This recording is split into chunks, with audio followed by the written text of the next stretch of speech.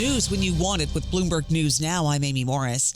Oil prices spiked near $120 per barrel earlier today as the Iran war intensified, threatening production and shipping in the Middle East and pummeling financial markets. Carly Garner is a senior strategist at DeCarly Trading. The market itself is not panicking. In my personal opinion, I think we're experiencing a lot, hot money rotation. We saw this in silver a couple of weeks ago. Brent crude is now near $99 a barrel, WTI nearly $97 a barrel.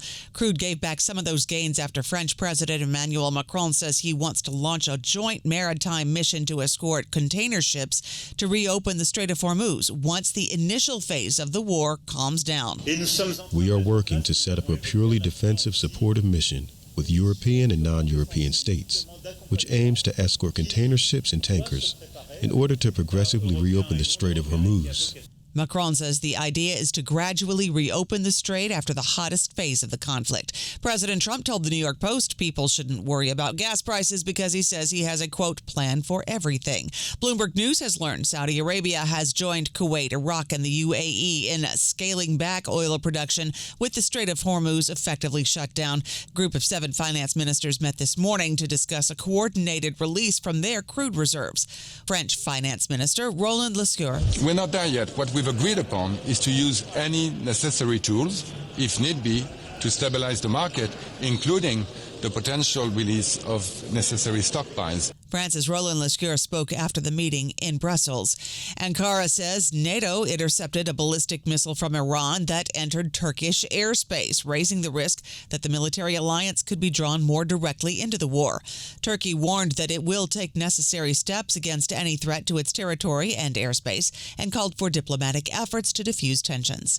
The war in the Middle East sparked fresh turmoil in global markets as oil smashed through $100 a barrel, spurring those losses in stocks and bonds. We do check markets for you all day long here at Bloomberg.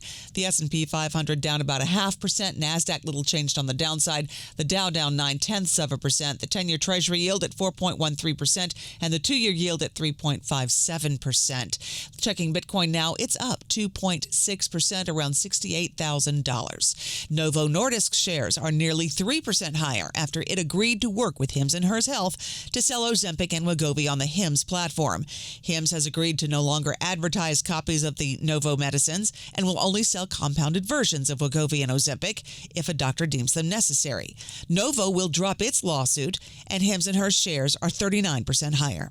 The Justice Department says Live Nation and Ticketmaster have reached a settlement with federal antitrust authorities. Bloomberg Intelligence senior analyst Jennifer Rhee says the settlement was just announced today and new details are still coming, but one part is divestiture. The Department of Justice alleged that Live Nation owned 60 out of the 100 top amphitheaters in the U.S. And the control over those amphitheaters, which the artists really need for summer tours, desire for summer tours, was part of the problem, some of the claims that were left in this litigation. So selling some of them opens them up to other promoters. Dozens of states had signed on to this lawsuit, and they say they haven't signed off on the Justice Department's settlement.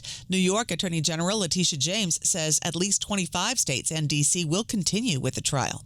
Anthropic is suing the Defense Department for declaring that the artificial intelligence giant posed a risk to the U.S. supply chain after a dispute with the Pentagon over whether the technology could be used for mass surveillance and fully autonomous weapons.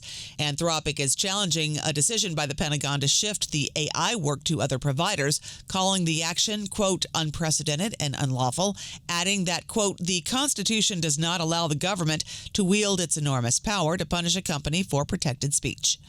New York City's police commissioner says authorities are investigating whether men who brought improvised explosive devices to a protest were inspired by ISIS.